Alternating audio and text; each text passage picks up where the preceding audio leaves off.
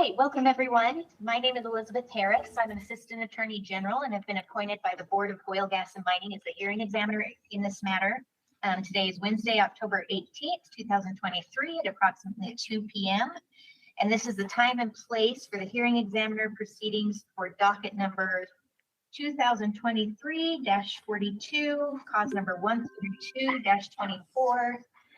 It's in the matter of the request for agency action of ASSETCO LLC for an order pooling all interests, including the compulsory pooling of the interests of certain non-consenting and unknown owners within a 1,280-acre or substantially equivalent drilling unit established for the production of oil, gas, and associated hydrocarbons from the lower Green River Wasatch Colton formations comprised of sections 27 and 28, Township 2 South, Range 3 West in Duchesne County, Utah.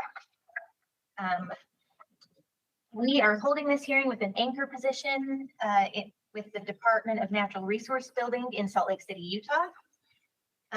Before we begin, I want to make sure, are there any members of the public or respondents present that are going to wish to make comment or participate? Okay, let the record show that there are no members of the public or respondents present that wish to participate. I'll take appearances of counsel at this time. Mitch Mayo of Lear & Lear PLLC on behalf of the petitioners XCL Resources LLC and XCL ASSETCO LLC. Thank you. Assistant Attorney General Andrew Haynes, representing the Division of Oil, Gas, and Mining. Thank you. I think some feedback we got last time from our hearing examiner proceeding is that we really need to speak up. So please try your best to project.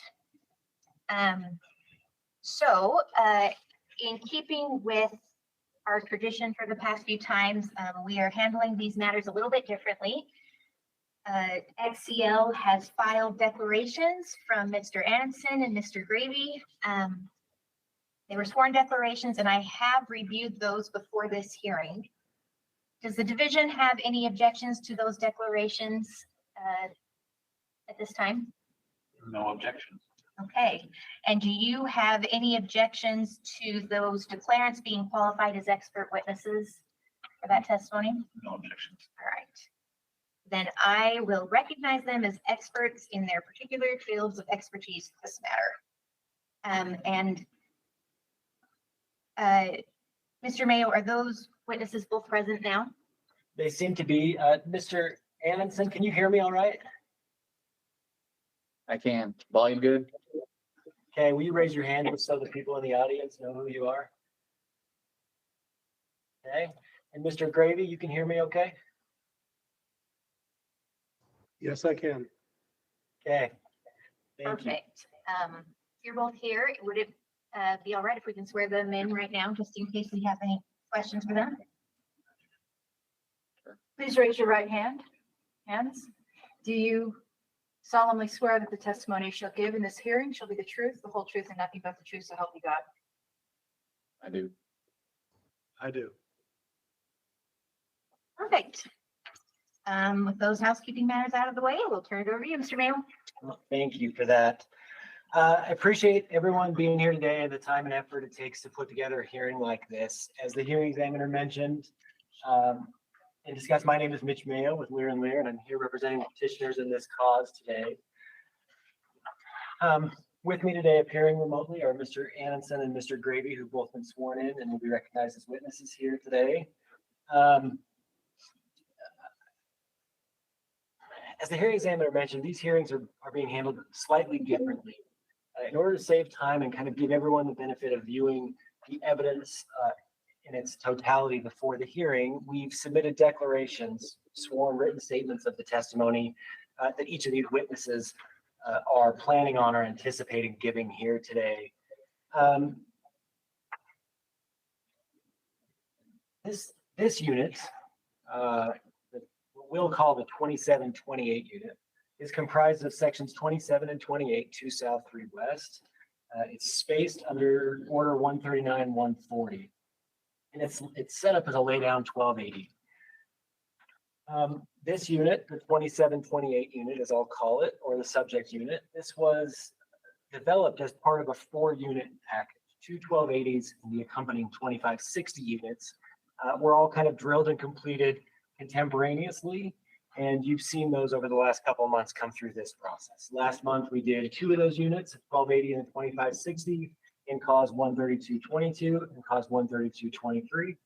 And today we'll be presenting the other 2, a 1280 and a 2560, in cause numbers 13224, the present cause, and shortly in cause 13225. In total, those 4 units, XCL has drilled and begun producing from 19 long lateral horizontal wells, and 11 of those wells are in the unit that we're here to discuss now. Those wells are named, there are 4 Cookie wells, 4 Courage wells, and 3 Honor wells, and those are identified in the request for agency action and in the declarations filed as Exhibits K. There are 46 mineral tracts in this unit. And those are mostly fee and primarily leased to XCL. All the relevant owners, mineral owners, working interest owners, and interested parties were provided mail notice of the request for agency action and the hearing here today. In addition, notice was published to apprise folks of that same information. What's more, there were several owners who were unlocatable, heirs or successors under estates that have yet to be probated. Those owners were also provided published notice via publication went to Basin Standard for 2 weeks prior to this hearing. As you'll see in Exhibit K, that was filed last week per agreement with the division and with the hearing examiner here today. Exhibit K lays out the facts relevant to this hearing. And essentially established that the request for agency action on file should be granted. The parties who own an interest and have yet to elect were all provided with written notice in the form and format designated under the rules to their last known address of record when the wells were elected originally, and they each were provided with written notice either directly or through publication of the hearing and the request at issue today.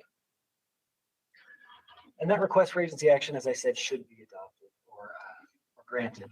However, there are a couple of clarifications that are noted in the declarations that I'd like to bring to your attention. And there's some additional clarifications that have occurred since the filing of the declarations and today's hearing. And so if I can, I'd like to take a quick minute and run through some of those with you. The parties in the request for agency action who are identified to be pooled should be pooled here today, with the exception of the following. There's a correction to some of the estates that are identified to be pooled in this hearing. First, there is an estate of Agnes Cornelia Merritt Mitchell, aka Agnes C. Mitchell. She was named to be pooled, but since filing the request, XCL was provided with sufficient proof of the devolution of her estate to be confident that they now have all of the heirs or devotees of Miss Mitchell voluntarily committed to the well, such that her estate can and should be removed from this request for agency action. In addition, a man named Limo W. Deering was named as an estate to be pooled at this hearing. He will still be pooled at this hearing. However, there's a clarification that we need to make clear on the record, and it's spelled out in Exhibit K, and that is Bro Energy LLC has notified XCL they filed a response to the request for agency action, which response has now been withdrawn. But in filing that response, they reached out and notified XCL that they had taken a lease from what they believed to be the sole heir of Limo Deering. Because XCL hasn't seen evidence that the lease is with the sole heir, they have agreed that it is a lease covering an heir of Limo Deering and will be treated as such. However, Limo Deering's estate will still be considered to be pooled here today in the event there are other devotees or heirs of Mr. Deering that have not committed to these wells. That's it. But Bro Energy won't be held as a force pool. That's right. Bro has voluntarily paid all of their participation costs for all of their interests, including that fractional portion of Limo Deering's. If and when his estate is settled, XCL and Bro will determine the appropriate way depending on if there's 3 heirs or just the 1 heir, how they make that on the back end. But bro will not be pooled in this hearing today. And that's it for the estates that need to be adjusted. Aside from that, all the estates in the request for agency action will be pooled as planned. There are a couple adjustments to the mineral interest owners to be made here today. And those actually are not identified in the declaration as the leases were just received within the last hour. Those are from the following. There are 5 parties to be removed. Bryce Orge, it's spelled IORG. Sandra Tillotson, Robert Orge, Glenn Orge, and Christine Irick, and that's spelled IRICK. Those 5 mineral interest owners now have voluntarily committed to the wells, and they should be removed at this hearing. So just to clarify, you're seeking to amend your request for agency action to not pool those owners. Thank you. That's a much better way to say it. I appreciate that. At issue today, as we said, are 11 wells. For those parties for those non-consenting compulsory pooling parties who are not unleased mineral owners, they will be given an acreage weighted royalty, and that acreage weighted royalty in this instance is 18.696558%. In addition, XCL is requesting a 300% non-consent penalty, as is standard. With that, I believe I've gone through the bulk of the background information, and it'd probably be appropriate now to turn time over to division or board for any clarification questions and/or questions for the witnesses here. Division, do you want to make an opening statement? Let me just ask some questions real quick. Perfect. I just want to clarify, so Agnes Cornelia or Whitfield, her estate is now leased. Or, It always was, okay, but we didn't know who the heirs were definitively. They've now received proof that those heirs are all. and so none of the non-consenting parties were a part of that. I don't believe so. And if they are, I guess the confirmation is that this pooling, having her estate included, won't be necessary. There is a woman named Mitchell, I believe, in one of them, but I don't know for sure if that's related or tied to them. Maybe Mr. Anderson has color, something. Did I hit it on the head? Yep, you're right, Mitch. All right.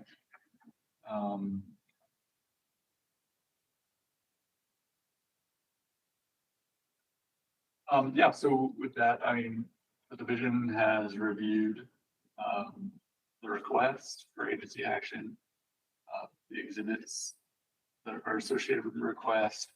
We reviewed the declarations by Mr. Mark Gravy and by Mr. Evan Adamson. And based on this information, the division is in support of this request. Thank you. I have a couple questions, if you will indulge me. Sure. Just to make sure that I'm where I need to be. So first, the request for agency action in this case, I believe, states that there are no unlocatable parties. That's right. There are no known owners who don't have addresses. There are unlocatables under the estates, but there are no named Yes, parties. they're who are. unidentified. Okay. So my in the Said differently, published notice was provided only to the estates in this cause and the unlocatables under those estates. Perfect. And I just want to clarify, I'm pretty sure I know the answer, but want to make sure. Okay. In paragraph 29, no, 27 12, in paragraph 12 of of Mr. And I apologize, I can't remember how to pronounce his name again. Anitson. That's okay. Mr. Anitson, sorry about that. In paragraph 12, it does say, no, not paragraph 12.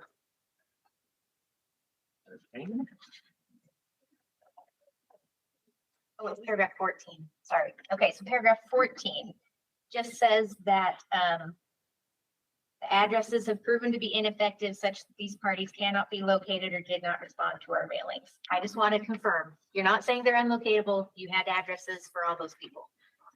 That's exactly right. We did Okay. not treat them as unlocatable for this hearing. We have successfully communicated with them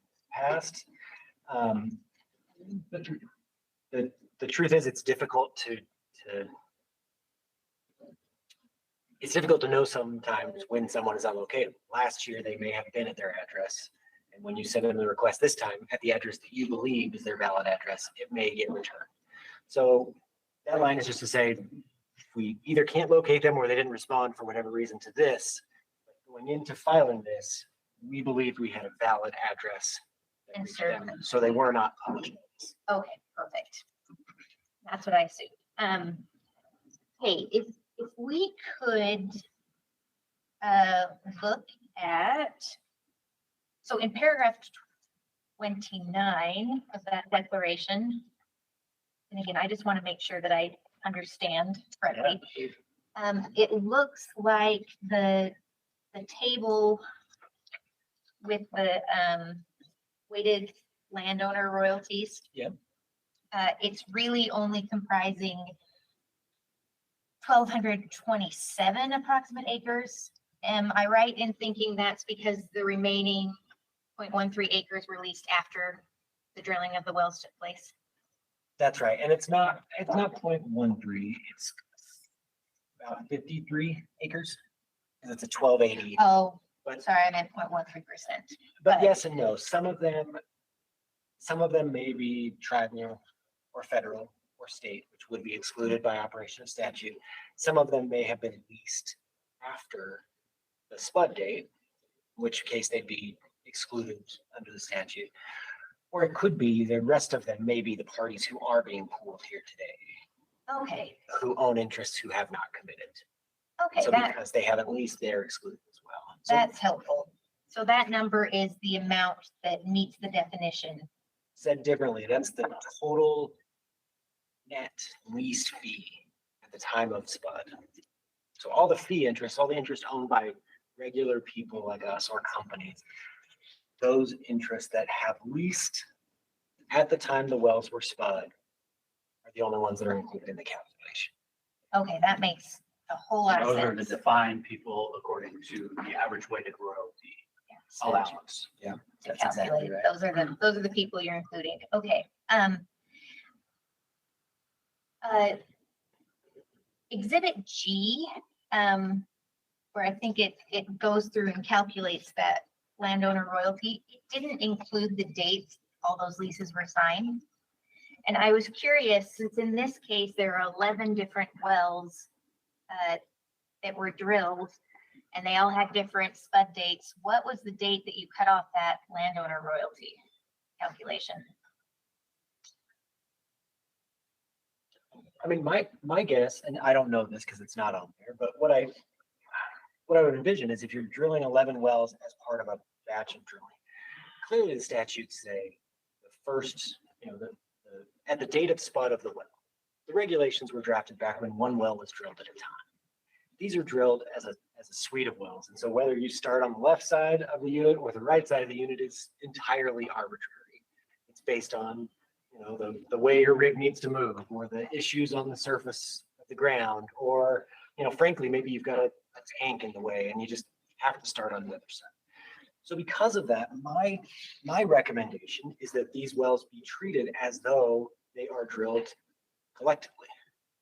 Because it would be somewhat unfair and arbitrary to say, it takes 2.5 months to drill. We started on this side, but we could have started on this side, or we could have started in the middle. And So some of the having- costs, sorry, just to help, to layer onto that, Mitch, some Yeah. of the costs are accrued at the same point, right? You have to build a pad. In order for the drilling rig to operate, you have to have some infrastructure already established, that you have fuel there and roads there. And then prior to bringing in the drilling rig, you actually set both the conductor and, in our case, the surface casing. So while that's, just kind of the beginning of the overall process to developing it, you are accruing cost on all the wells initially. And then, greater costs contribute as that specific well makes it to completion. That makes sense. Thanks. Thanks for that, Mr. Gravy. Realistically, between 4/3/2022 and 4/11 or whatever, you basically spud between those days. You didn't take any leases between 4/3 and 4/11. I guess between spudding all 8 wells, because isn't that the only effective potential change is between the first well being spud and the last well being spud? Did you take additional leases? And that would affect the average weighted royalty. Maybe they can answer the question that they didn't take any additional leases between that time frame. I think that's exactly right. Mr. Anderson, can you confirm that? You guys didn't take any new leases between basically the start when you spud the first well and when you spud the last of these 11 wells? Let's see. Yeah, that's correct. I sent a note to Levi just to make sure, but we have not. That's correct. Perfect. Okay, and last question. To Go point ahead. out, had they had materially different, or if the wells were drilled at different times but were pooled together, they would likely have different acreage weighted royalties assigned to them. Okay. No, that's perfect. Okay, and then my last question, and perhaps this is just more education for me. When I was looking at all of the AFEs, for all 11 wells, the numbers were the exact same for the second 2 categories.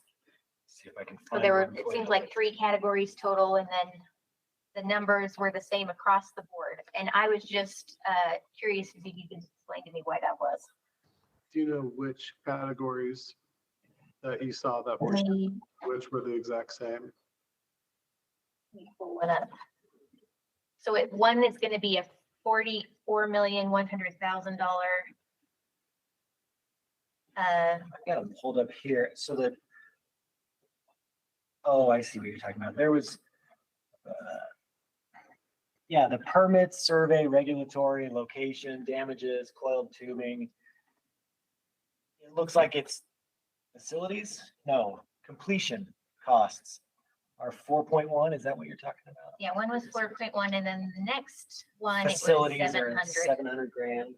Are those just, basically the drilling costs are the only things that vary? Is that in an AFE? So are you identifying that the completion costs and the facilities costs were the same between different wellbores? Yes.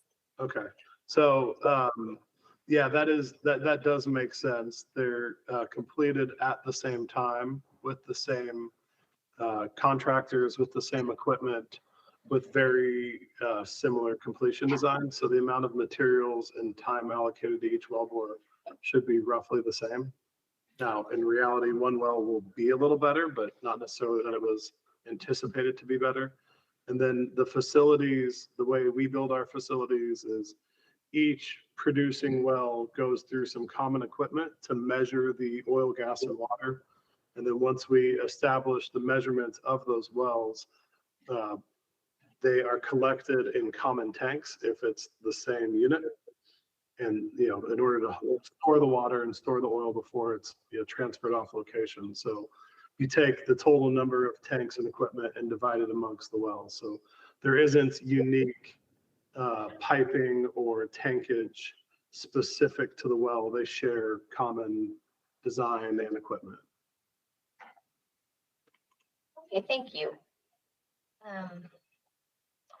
I don't think I have any more questions. I did want to say that I am a big fan of Exhibit 2, your request for agency action. And I'm good. sure that took a lot of time to put together, but it was incredibly helpful and concise to have all that information in one place. So thank you for whoever did that work. Well, let me help the clients understand that. Exhibit 2 is the one where we essentially say, these are the parties we're pooling. These are our last efforts to contact them. This is when we sent the mailings, when they were received. And that's a really helpful exhibit for the board and division to get a clear sense quickly on what's going on. So Yes, it was very nice. Thank you very much. All right. Does anyone, do either of the witnesses have anything that they wish to add to their testimony? Their declaration testimony? Okay, I do not. I do not. okay. And just to confirm, you each have reviewed your declarations and stand by that testimony today? I do. I do. Perfect. Let the record show that they have confirmed the contents of the declarations. And with that, unless anyone else has anything to add, I think we can move on. One more thing just to note, probably before we do, and then move for admission of exhibits also. But one more thing to note, Pro Energy did file a response, as we mentioned. They've got an attorney here, Mr. Hunter, who's observing the hearings today, and I just got a thumbs up from him that they're satisfied with their withdrawal. It sounds like he's going to pop in and give us his thumbs up orally. Let the record reflect, I have a thumbs up. There we go. Thanks, Tony. So that response is officially withdrawn, and this is an uncontested matter. With that, it's probably appropriate to move for admission of exhibits A through K, and probably exhibits 1 and 2 to the request. All right, so exhibits 1 and 2 to the request and exhibits A through K as filed. Does the division have any objections? Objections. All right, so admitted. Perfect. And would you like me to prepare the order? Yes, so let me just tell you, having reviewed all of this, I find that XCL did provide sufficient notice to all of the parties that they are seeking to have pool, and that those owners did not timely elect to participate and therefore should be deemed non-consenting parties. I have reviewed the proposed JOA and find that it includes terms that are just and reasonable and should be adopted. Based on the testimony and the declarations about the economic and geological conditions present and associated with these wells, I find that a 300% non-consent penalty is fair and justified, and that it would be appropriate to impose that requested non-consent penalty, and that XCL has met its burden of proof, and the request for agency action should be granted as amended. And if you will prepare that order, proposed order, I will present that to the board at the board hearing and recommend they adopt it. Happy to do that. I actually, I tried to get ahead a little bit. Hopefully I can get it to you by the end of the day tomorrow. Hey, way to go. That's great. All right, if there are no other comments or issues, thank you for your participation. We will adjourn this hearing and move to the next one.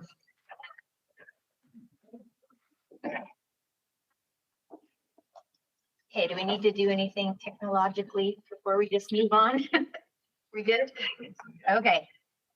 Then welcome everybody again. My name is Elizabeth Harris and I am an Assistant Attorney General and have been appointed by the Board of Oil, Gas and Mining as the hearing examiner in this matter. Today is Wednesday, October 18th, 2023, and the time is approximately 2:31 p.m. And this is time and place for the hearing examiner's proceedings for docket number 2023-043, cause number 132-25. In the matter of the request for agency action of XCL Resources LLC on behalf of XCL ASSETCO LLC for an order pooling all interests, including the compulsory pooling of the interests of certain non-consenting owners within a 2560 acre or substantially equivalent drilling unit established for the production of oil, gas, and associated hydrocarbons from the lower Green River Wasatch Colton formations comprised of sections 21, 22, 27, and 28, Township 2 South, Range 3 West, Duchesne County, Utah. And we are holding this hearing with an anchor position at the Department of Natural Resources building in Salt Lake City, Utah. And before we begin, are there any members of the public or respondents present that wish to comment in these proceedings? No? Let the record show that there are no public members or respondents present that intend to participate, and I will take appearances of counsel. Thank you, Madam Hearing Examiner Mitch Mayo of Lear and Lear PLC on behalf of the petitioners, XCL ASSETCO and XCL Resources LLC. Assistant Attorney General Andrew Haynes on behalf of the Division of Oil, Gas, and Land. Okay, and similar to our last matter, there have been declarations filed from Mr. Annenson and Mr. Gravy in this matter, and I have reviewed them before this hearing. And does the division have any objections to those declarations or those witnesses being qualified as expert witnesses? No objection from the division. Okay, then those witnesses will be recognized as experts in their particular field of expertise for this matter. I don't know if your swearing in continues. Let's just do it again, just to make sure. It usually continues to the board hearing, but I think we should do it again just Why to be not? safe. This is Yeah. fun. Please raise your right hand. Do you solemnly swear that the testimony you shall give from this hearing shall be the truth, the whole truth, and nothing but the truth, so help you God? I do. I do. Thank you. All right, I will turn the time over to you, Mr. Mayo. Thank you for that. As mentioned, Mitch Mayo of Lear and Lear on behalf of XCL ASSETCO and XCL Resources, the petitioners here today. And before you today is the last of 4 matters that are kind of companion cases. 2 heard last month in September, cause 13222 and 13223. 1 heard earlier today, cause number 13224. And the cause we're addressing currently is cause 13225. As the hearing examiner mentioned, it's a compulsory pooling request asking the board, this hearing examiner, by delegation, to pool all non-consenting parties in a drilling unit comprised of sections 21, 22, 27, and 28, 2 south, 3 west. This unit was spaced under Order 600-04. And it's a laydown 2,560 acre drilling unit. As I said, this is part of a kind of a suite of matters you've heard recently. This was 1 unit drilled, 1 well drilled as part of a 4 unit, 19 well drilling process that commenced last year. At issue in this cause is 1 well, the MERF 69-2221-23R well. There are 81 mineral tracts in this unit, and the majority of those are owned in fee, and the majority of that interest is leased to XCL and is voluntarily committed to this unit. Notice was provided to the parties to be pooled were identified in the request for agency action, as were the estates that XCL is seeking to have pooled here today. And notice was properly mailed and delivered to each of those parties under the regulations. In addition, there were a couple of individuals, Player Oil and Gas Company, Gill Holdings, Inc., Ronald J. Cook, and Spencer Merrill, who are unlocatable. Those owners, together with the any heirs or devisees of the estates named to be pooled, were also provided, in addition to mail notice, they were provided published notice via publication in New Information Standard for 2 weeks prior to this hearing. Again, as stated, the request for agency action is uncontested at this point. There was a response to the request for agency action filed on behalf of Bro Energy LLC. There was a second response filed on behalf of International Petroleum LLC.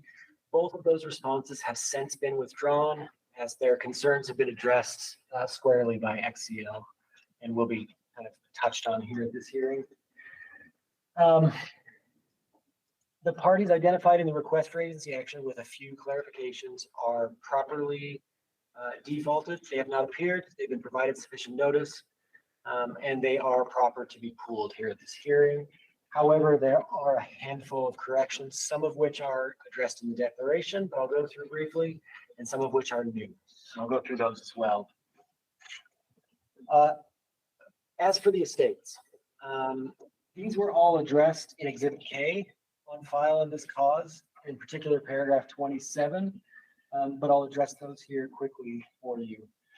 The estates at issue in the request should all be pooled with the exception of the following, which are hereby XCL is moving to amend and have them removed from the request for agency action. Those are Agnes Cornelia Merritt Mitchell, AKA Agnes C. Mitchell, Roland H. Merrill, Roland H. Merrill Jr., AKA Roland Hyde Merrill Jr., Margaret C. Merrill, Craig C. Merrill, Ricky Lee Duvay, and Anna Lee L. Corlett, AKA Ann Dustin Corlett. In addition, there's a clarification as to one of the estates. Bro Energy LLC, in their response, claimed that they had leased the sole heir of Limo W. Deering, one of the estates, to be pooled. In consultation with XCL, the parties agreed that Bro Energy does have a valid lease for an heir of Limo W. Deering, and they have participated with that interest. However, until Limo Deering's estate is conclusively distributed by a Utah court, Limo Deering's estate will still be pooled here today out of an abundance of caution. Now, with respect to the mineral interest owners and the working interest owners that are named to be pooled, there's also a couple of adjustments to that. Again, referenced in Exhibit K, paragraph 27. There are two I'd like to mention to you. One, International Petroleum LLC was named to be pooled in this agency action. As noted, they responded, and XCL has since removed them from this request. In addition, Barbara Butler was named to be pooled. However, after reviewing the records and underlying history discussions, they have determined that Barbara Butler is only an owner of interest through the estates to be pooled, and so she isn't a record owner. They're removing Barbara Butler from this request accordingly. And there are 5 other adjustments to the mineral interest owners that I'd like to make on this record, and these aren't contained in the declaration, as oil and gas leases were just received about an hour and a half ago. There are 5 additional owners to be removed from the list of parties to be pooled, and those are Bryce Orge, that's spelled I-O-R-G, Robert Orge, Glenn Orge, Sandra Tillotson, and Christine Irick, that's spelled I-R-I-C. With those corrections to be made to the request for agency action, I believe all the requirements and regulatory niceties have been met. XCL has proven its cause, and it would be appropriate for the board to enter a forced pooling order, or the hearing examiner to recommend the board enter a forced pooling order.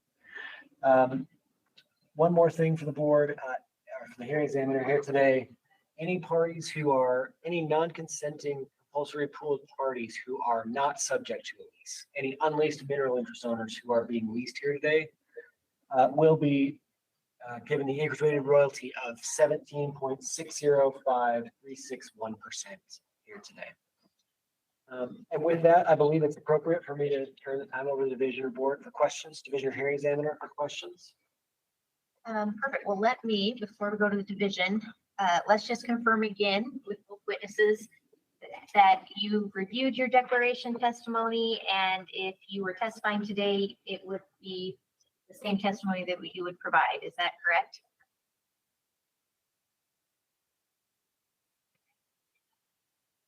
Mr. Anson, Mr. Gravy, did you hear that?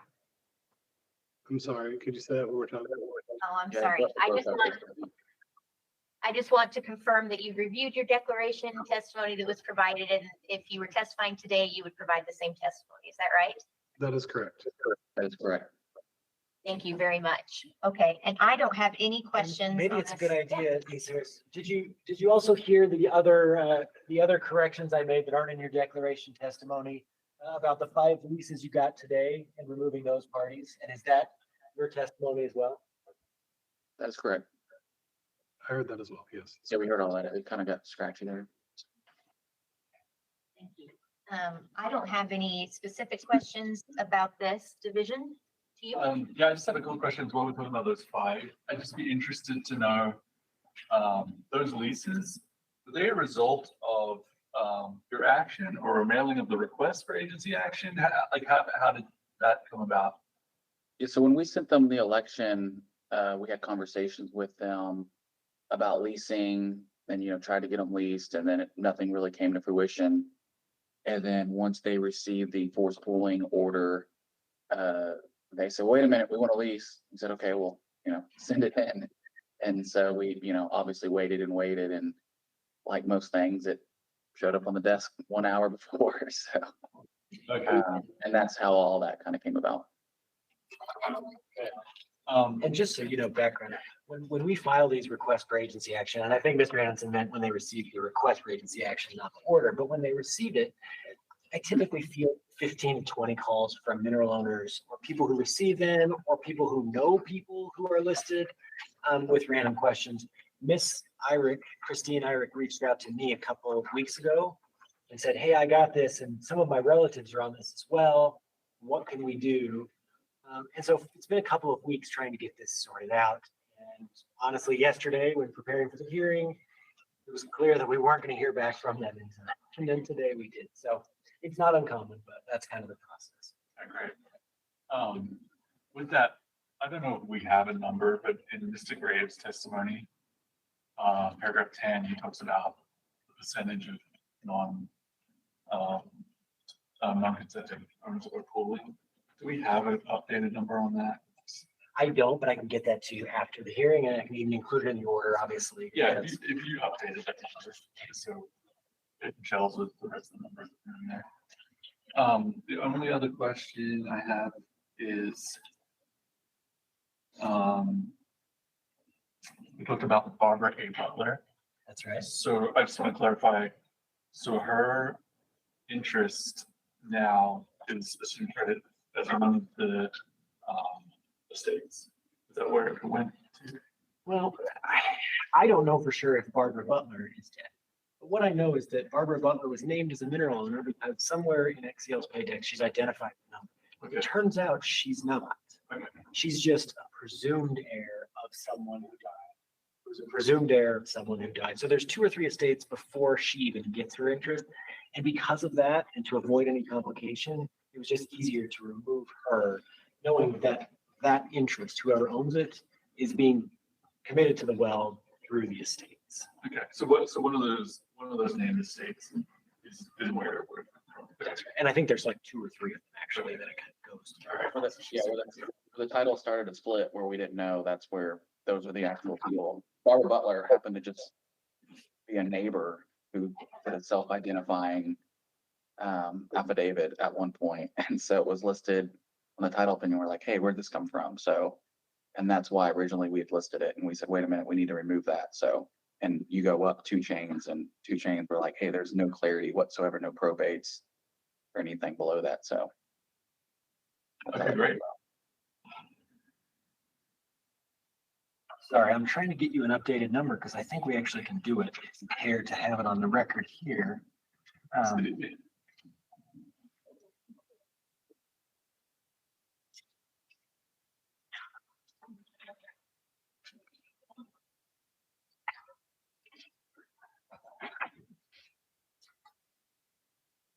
So those 5 owners that we identified as removed, the Bryce Orge, Robert Orge, Glenn Orge, Sandra Tillotson, and Christine Eric, they have percentages or NRIs in the Exhibit K that are listed for them.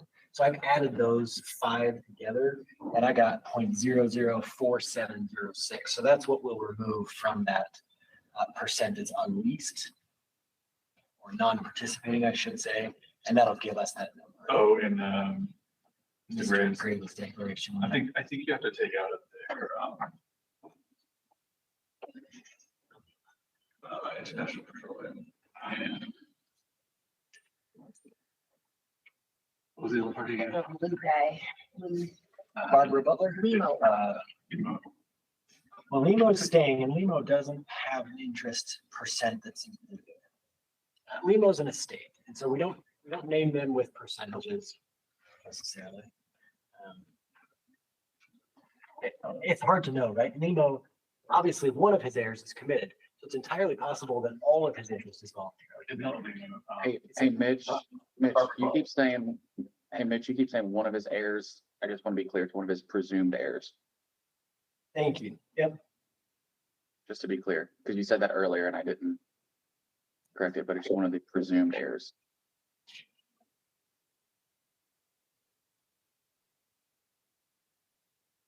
Barbara Butler, that's supposed to go up. Okay.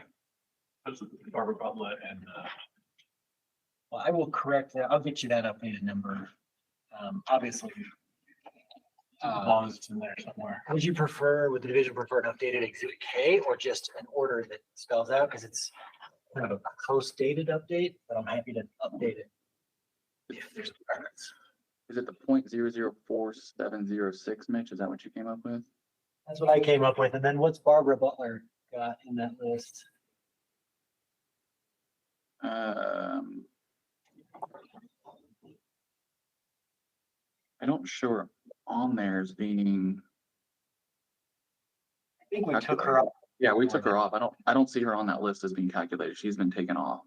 Yeah, she's taken off that list, but exhibit K, I think that number still includes her. So you just update exhibit K. Yep, no problem. We'll take care of it. Yep, no problem. That would have, right, that'd be great. Okay. No problem. Yeah, so with that, based on,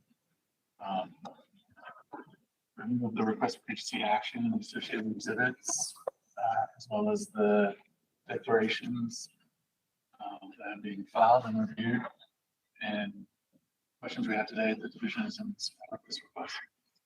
Okay. Would you like to enter any exhibits? Probably appropriate. Before I do that, I just want to make sure we hit squarely on the responses that were filed and make sure that Yes, those thank you. satisfactions are noted. Firmly, as I mentioned, Bro Energy and IP LLC, International Petroleum LLC, both filed responses, raising questions and concerns addressed with XCL to their satisfaction. Those have both been withdrawn, both of those responses. And their attorney, Bro and IP's attorney, Mr. Tony Hunter, is here. And I think he's willing to hop up and give us a thumbs up on that. I will let the record reflect. I have 2 thumbs up, one for IB, one for Bro. I love it. And with that out of the way, this is fully understood that the regulatory requirements have been met. And I would request that the hearing examiner approve this. Before that, I'd like to move for admission of exhibits A through K and exhibits 1 and 2 to the request. Okay, and there will be a correct. Did we decide we were going to do a corrected exhibit K? We'll do a supplemental. Okay, or a supplemental. All right. All right, so admitted, and we will watch for the supplemental exhibit to be filed. And I will do that in both causes. I know this is just 13225, but I'll file that supplemental exhibit K to correct that number in both, just to make sure the record's clear. Thank you.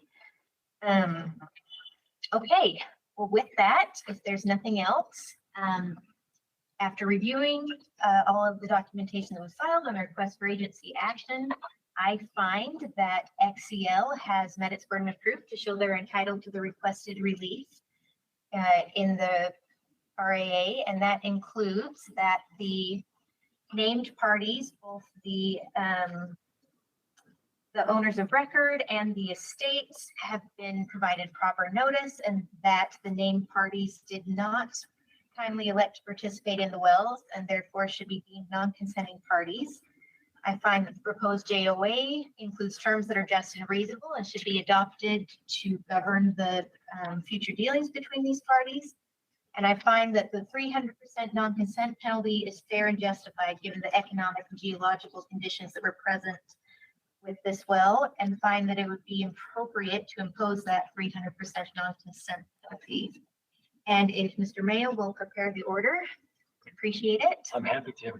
And if there's no other comments or issues, I think we can adjourn. Great. So adjourned. Thank you. Thank you, everyone. Thank you. We really, thank you for doing the hearing examiners. We really like these. These are, I think, very efficient. So we appreciate it. Oh, thank you. We like them too. Thanks, guys. Hopefully it saves y'all time. Bye, guys. Thank you.